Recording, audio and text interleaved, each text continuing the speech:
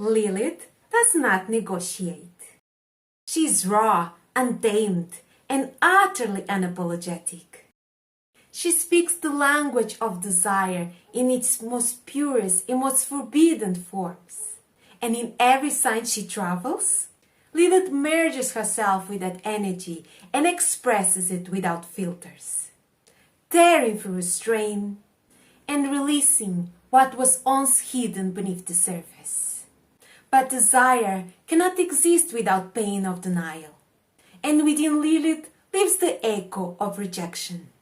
A need to reclaim what was taken, and to confront whatever and whoever once dared to cage her freedom. With Lilith, every action becomes an affirmation of power or of retribution, though what that looks like may differ for every soul. For some, is a blazing rise into brilliance. For others, is the right to disappear and to rest unseen in sacred darkness.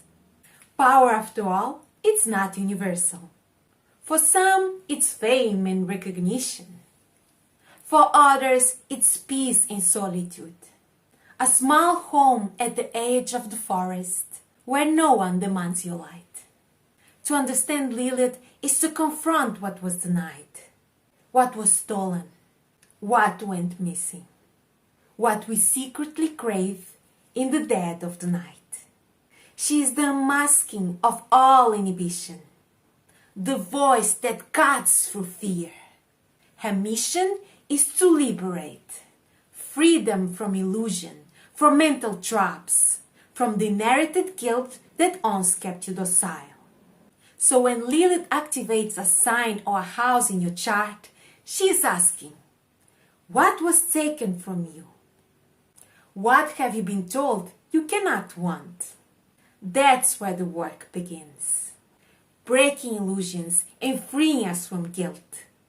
Forcing us to reclaim what once made us whole.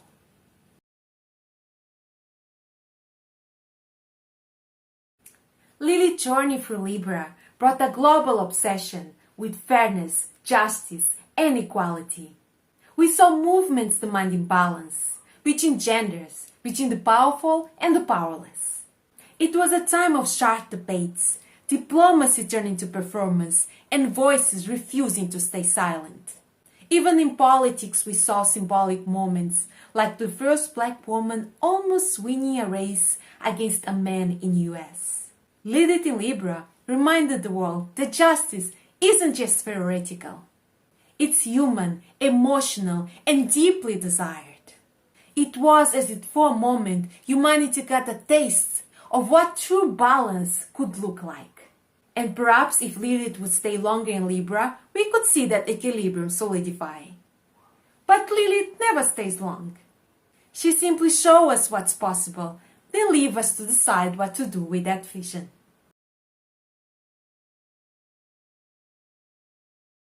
And then came the plunge. When Lilith entered Scorpio, the tone changed completely. Scorpio rules power, control, and transformation. And under Lilith's influence, everything hidden became to surface. Where Libra sought justice, Scorpio demanded dominance. We began to see the rise of tyranny in politics. Power grabs, manipulation, and extreme control often disguised as protection. Lilith in Scorpio exposes our collective shadow, our fascination with control and our fear of losing it.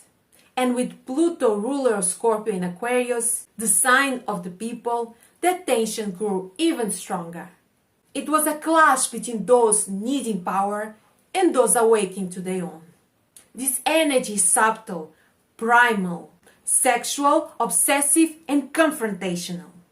And for many it has been a cycle of purging, of confronting what enslaves us, what dominates us, and what we secretly crave to master. Now the story shifts again. As Lilith steps into Sagittarius, she ignites the fire of belief, expansion, and spiritual pursuit.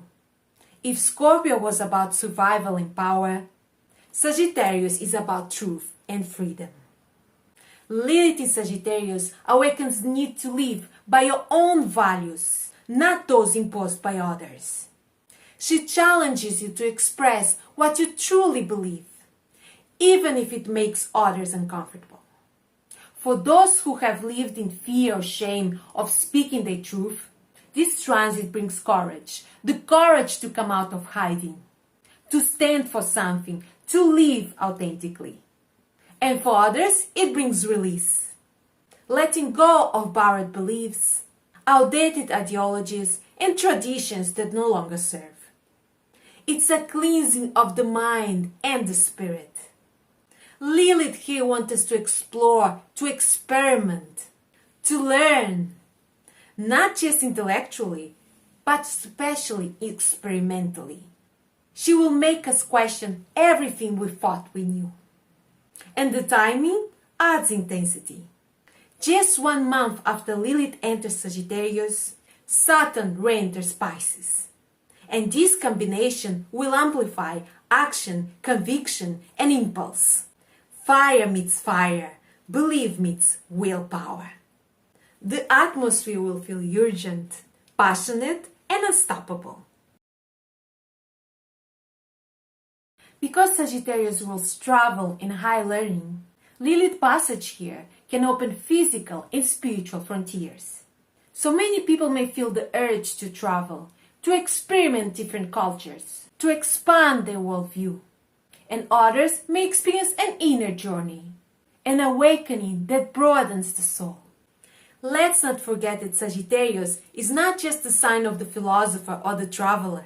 It is the sign as well of the shaman, the cosmic traveler that can pierce the veil between worlds. And some even say that Sagittarius can receive knowledge directly from the divine, bypassing any logics or language. So when we speak about travel, it's not just about the physical. It's as well about the journey of the soul through dimensions that we cannot see.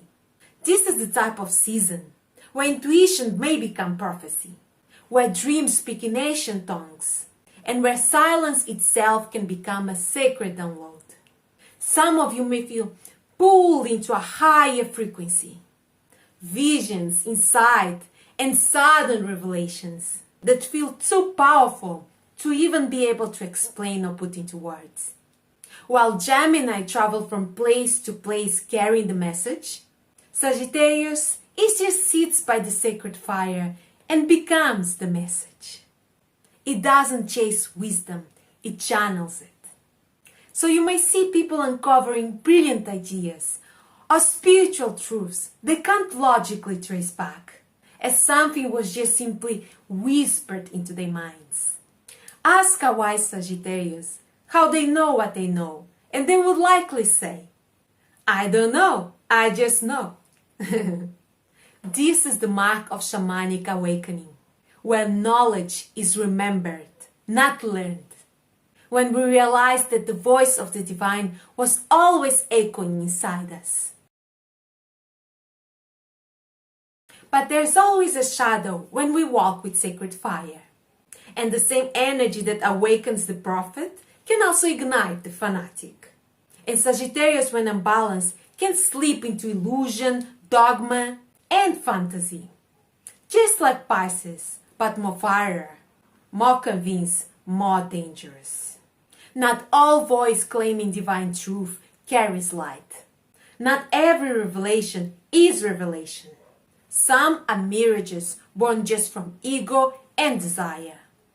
And under the sky, unfortunately, belief can become weaponized. With Pluto still reshaping power through crisis, those convinced they are chosen, right or godlike, may seek to control, dominate, or save others that don't need to be saving by pure force.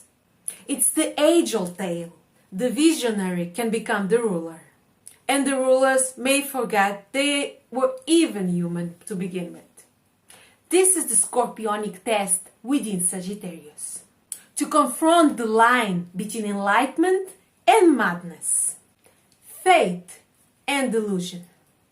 History offers enough examples. Hitler with obsession for purity and his belief turned monstrous. the charge with its witch hunts, with fate transfigured into cruelty. Ideas that began as divine sparks became infernos, consuming both the innocent and the guilty. That's the warning of this energy. When Shaman forgets humility, he becomes a tyrant. When the messenger mistakes themselves with the message, the sacred becomes corrupted. So as we rise under this fiery sky, let us remember, the true shaman walks between walls, but he never claims to own them. Despite the extremes, this transit also holds great promise. Sagittarius seeks unity through knowledge, curiosity, and shared purpose. So we may see the rise of communities that bring together people from different paths, beliefs, systems, and ideologies.